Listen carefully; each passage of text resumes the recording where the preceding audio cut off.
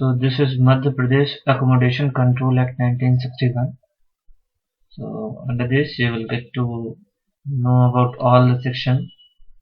सारे के सारे 7 चैप्टर हैं, 51 सेक्शन है और जितना भी कुछ है मध्य प्रदेश अकोमोडेशन कंट्रोल एक्ट 1961 से रिलेटेड तो आप सबको यहाँ पे मिलेगा ना। अब मध्य प्रदेश अकोमोडेशन कंट्रोल एक्ट को शॉर्ट फॉर्म में MPACA बोला जाएगा, राइट। तो जब भी MPACA बोले हम, इसका मतलब कि मध्य प्रदेश अकोमोडेशन कंट्रोल एक्ट 1961 होगा। तो स्टार्ट से ही करते हैं, इसके पीटी क्वेश्चन देखते हैं। पीटी बहुत सारे क्वेश्चन में नहीं पूछता, सारे क्वेश्चन से नहीं, मतलब सारे सेक्शन से नहीं पूछता, कुछ लिमिटेड सेक्शन है। तो बहुत ज्यादा फोकस के बजाय आपको लिमिटेड फोकस करना है। तो chapter 1 is about the preliminary, और पहला एक छोटा सा चीज बस एक पॉइंट आउट कर लीजिए, लाइक ये एक्ट, ये एक्चुअली में क्या नंबर है इसका, number 41, right, number 41 of 1961। So this is the act ना। प्रिलिमिनरी में आ जाते हैं, short title extend commencement. So the act may be called the Madhya Pradesh accommodation control act 1961, पूरे मध्य प्रदेश में आएगा। अच्छा, the act shall in the first instance be enforce the areas specified in the first schedule. तो first schedule में जो area specified है, जो भी एरिया फर्स्ट शेड्यूल में स्पेसिफाई है, वहां पे एक्ट अप्लाई होगा। तो पहले इंपॉर्टेंट चीज ये आ गई ना। It shall be come into force in other areas of the state on such date as the state government may by notification appoint, and different date may be appointed or different। तो यदि state government by notification करके other areas के लिए भी notify कर दे कि हाँ भी अप्लाई होगा, तो वहां के लिए भी अप्लाई होगा। अदरवाइज पहले इंस्टेंस में जो भी एरिया फर्स्ट शेड्यूल में मेंशन है, उन्हीं पे ये चीजें अप्लाई होंगी। Now second is about the definition clause. क्या डेफिनेशन? सो डेफिनेशन में हम देख लेते हैं। डेफिनेशन इसको याद करना बहुत जरूरी है, किसमें क्या है, क्योंकि ये एग्जाम में पूछता है। So now is the accommodation. Accommodation मतलब क्या होता है? टू ए में डिफाइन है एकोमोडेशन। एकोमोडेशन का स्टार्टिंग भी ए से है, तो आप साथ साथ याद भी करते रहिए, और इधर भी ए है, तो दोनों जगह है, तो हम इसे मान लेते हैं एकोमोडेशन से कर लिए, ठीक है। अब मीन्स एनी बिल्डिंग और part of building with residential और नॉन रेजिडेंशियल। तो दोनों टाइप की बिल्डिंग आ रही है, चाहिए रेजिडेंशियल हो और चाहिए नॉन रेजिडेंशियल हो, दोनों टाइप की बिल्डिंग एकोमोडेशन में इंक्लूड हो रही है। अब क्या इंक्लूड और करेगा? Any land which is not being used for agricultural purposes. इसका मतलब यदि कोई लैंड एग्रीकल्चर पर्पस के लिए यूज हो रही है, तो वो इसमें इंक्लूड नहीं होगा, राइट। इसको नेगेटिव लैंग्वेज में लिखा है, not being used for agricultural purposes. Now 2(1) is second है, second सा क्लॉज है, garden, ground, garage, out house if any apartment to the such building और पार्ट ऑफ द बिल्डिंग। तो उस बिल्डिंग के या उस बिल्डिंग के पार्ट से कोई ऐसा garden, ground, garage, out house, ये सब यदि जुड़ा हुआ है, तो ये भी हम मानेंगे दैट इज ऑल्सो अकोमोडेशन। और यदि ये मान रहे हैं तो इसका मतलब है कि जो आपका टेनेंट है वो ये सारी चीजें यूज कर सकता है। गार्डन आपके सामने का, तो एकोमोडेशन में सिर्फ घर नहीं आएगा, सामने यदि गार्डन है उसी से जुड़ा हुआ तो वो भी आ जाएगा, कोई ग्राउंड है तो वो भी आ जाएगा, गैराज इंक्लूडेड है साथ में बना हुआ तो गैराज भी हो जाएगा, ठीक है, आउट हाउस हो गया। और third point is that any fitting affixed to such building. कोई ऐसी चीज है जो उस बिल्डिंग से अफिक्स्ड है, तो वो भी इसी चीज में आ जाएगी। ये सारी चीजें मिला के बनती है अकोमोडेशन। अकोमोडेशन का पहला लेटर ए से स्टार्ट है और डेफिनेशन में भी से ए से आएगा ना। Any furniture supplied by landlord for the use in such building और पार्ट ऑफ बिल्डिंग। तो कोई ऐसा फर्नीचर जो कि supplied by landlord for use in such building और पार्ट ऑफ बिल्डिंग, तो वो भी इसी कैटेगरी में आ जाएगा एकोमोडेशन में ना। लैंडलॉर्ड का मतलब क्या होगा? ये टू बी में डिफाइन है। So landlord means a person who for the time being in receiving or is entitled to receive the rent of any accommodation. तो लैंडलॉर्ड कौन होगा? जो कि इंटाइटल्ड होगा रिसीव करने के लिए रेंट, राइट।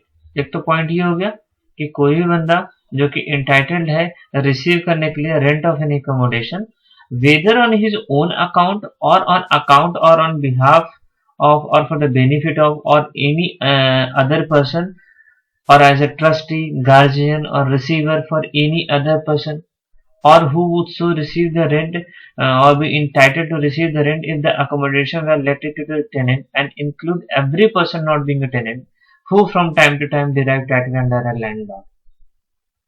तो सिंपल सी बात है, लैंडलॉर्ड कौन होगा? या वो बंदा जो कि रेंट रिसीव कर रहा है। और लैंडलॉर्ड और ओनरशिप दोनों अलग अलग चीजें हैं। इस जमीन पे ओनरशिप किसी और का हो सकता है और लैंडलॉर्ड कोई और हो सकता है। लैंडलॉर्ड वो होता है जो रेंट रिसीव करता है। तो हर एक आदमी जो कि रेंट रिसीव कर रहा है either on the behalf of owner, या जब प्रॉपर्टी उसके बाद किसी और को ट्रांसफर हो रही है तो दूसरा बंदा ऑटोमेटिक लैंडलॉर्ड बन जाएगा। तो सिंपल सी एक टर्म में समझना है, entitled to receive the rent, that is landlord. So B is about the landlord, A accommodation, C is about the lawful increase. Lawful increase का मतलब यहाँ पे होता है कि कोई ऐसा रेंट जो कि इस प्रोविजन के तहत परमिट किया गया हो इन ऑर्डर टू उसको इंक्रीज करने के लिए, राइट। अच्छा, अब नेक्स्ट देख लेते हैं इसका प्रोविजन। नेक्स्ट प्रोविजन है लीज। तो लीज को बोला कि लीज ऑल्सो इंक्लूड सब लीज, ये डी में है। सी में आपका लॉफुल इंक्रीज हो गया, ए में अकोमोडेशन, बी में लैंडलॉर्ड, सी में लॉफुल इंक्रीज, डी में आ जाइए लीज एंड सब लीज। इसको साथ ही साथ याद करते रहिएगा, 2 घंटे 3 घंटे जितनी भी लगे time, so it will definitely helpful for you. तो lease also include the sub lease. E में आ जाइए मेंबर ऑफ द फैमिली। इससे एक क्वेश्चन डेफिनेटली बनता है कि मेंबर ऑफ द फैमिली में कौन कौन आता है, कौन नहीं आता, बिकॉज इसमें टर्म जो यूज किए गए हैं वो आपको सीपीसी में तो बेसिकली हम मानते हैं कि सर्वेंट भी नहीं होता, ब्रदर को भी हम नहीं मानते कि फैमिली मेंबर होता है, और मतलब खुद की फैमिली। और बट इस केस में आप देखिएगा तो इस केस में आपको मिलेगा ये सब, अंकल भी आ जाएंगे। पढ़ते हैं इसको, member of the family in case of any person means spouse, तो उसकी बीवी हो गई, सन, अनमैरिड डॉटर जस्टिफाइड है, फादर, ग्रैंडफादर, तो मतलब 2 जनरेशन ले रहा है, फादर ग्रैंडफादर, मदर और ग्रैंड मदर ये भी ले रहा है। नाउ ब्रदर, तो ब्रदर को भी इंक्लूड कर रहा है, अनमैरिड सिस्टर, ठीक है, और पैटर्नल अंकल, और पैटर्नल अंकल की वाइफ और विडो, या ब्रदर का सन, भाई का बेटा भतीजा, और अनमैरिड डॉटर उसी की बेटी, मतलब भतीजी, भतीजा या भतीजी जो भी होगा, और लिविंग ज्वाइंटली विथ और any other relation dependent on him, तो कोई ऐसा रिलेशन जो कि उसको डिपेंडेंट है उसके ऊपर, तो ये सारे मेंबर ऑफ द फैमिली आ जाएंगे। तो बेसिकली हमको ये वाले पॉइंट याद रखने हैं, ब्रदर आएगा, अनमैरिड सिस्टर आएगी, पैटर्नल अंकल की वाइफ और विडो आएंगे, या ब्रदर का सर और अनमैरिड उसकी डॉटर, तो ये सब आपके इसमें आ जाएंगे। Now, rent control authority means what? So, rent control authority means an officer appointed under section 28. तो रेंट कंट्रोल अथॉरिटी की अपॉइंटमेंट कहाँ होता है? सेक्शन 28 में होता है। This should be very clear. 28 में रेंट कंट्रोल अथॉरिटी का अपॉइंटमेंट है, और ये इधर कहाँ पे डिफाइंड है? ये इधर डिफाइंड है एफ में, 2F में, राइट। ई में मेंबर ऑफ द फैमिली, और जब मेंबर ऑफ द फैमिली बोलते हैं तो ई टाइप की फीलिंग आती है प्रोनाउंसिएशन में, तो मेंबर ऑफ द फैमिली उधर वो कर लीजिए। और सी लॉफुल इंक्रीज होता है, D lease, E member of the family, then आ जाइए अंकल पैटर्नल वाइफ हो गया। F is about the rent control authority जो कि 28 में अपॉइंट होता है। तो सेक्शन 28 इसी के साथ एक बार याद हो गया, रेंट कंट्रोल अथॉरिटी अपॉइंट हो रही है। G is about the repealed act, Madhya Pradesh accommodation control act 1955, repealed under section 51, बहुत इंपॉर्टेंट है। इससे एटलीस्ट आपको ये पता रहेगा कि 1961 के पहले कौन सा एक्ट था। तो जो रिपील्ड एक्ट हुआ है अंडर सेक्शन 51 उसका नाम है, बाकी नाम पूरा वही है, बस ईयर चेंज है 1955। This should be very cautious about this, right? Now the next clause is H. G for गया, मान लीजिए जी गया, रिपील्ड एक्ट हो गया। Now H is about the standard rent, तो H से आप कंसिडर कर लीजिए हाउस, और हाउस में आप रहने के लिए आप देंगे standard rent, so S to be considered as a standard rent in relation to, ना इसको आप पढ़ते हैं स्टैंडर्ड रेंट को क्योंकि 2S में दिया है, in relation to any accommodation means standard rent referred to in section 7, जो कि सेक्शन 7 में दिया गया होगा, और where the standard rent has been increased under section 8 और सच इंक्रीज्ड इट। दो है, एक तो आपका स्टैंडर्ड रेंट आपको सेक्शन 7 में दिया गया है, तो वहां से आप ये फाइंड आउट कर लीजिए कि स्टैंडर्ड रेंट किसी भी जगह का क्या होगा, राइट। उसके बाद यदि स्टैंडर्ड रेंट को इंक्रीज होगा तो वो होता है, इंक्रीज होता है अंडर सेक्शन 8। तो जब भी हम इस स्टैंडर्ड रेंट के बारे में बात करेंगे, जो कि एच में दिया गया है, जहां पे हम रहते हैं और उसके लिए रेंट देते हैं, उसके लिए हम दो सेक्शन रेफर करेंगे। एक तो रेफर करेंगे सेक्शन 7, दूसरा रेफर करेंगे सेक्शन 8।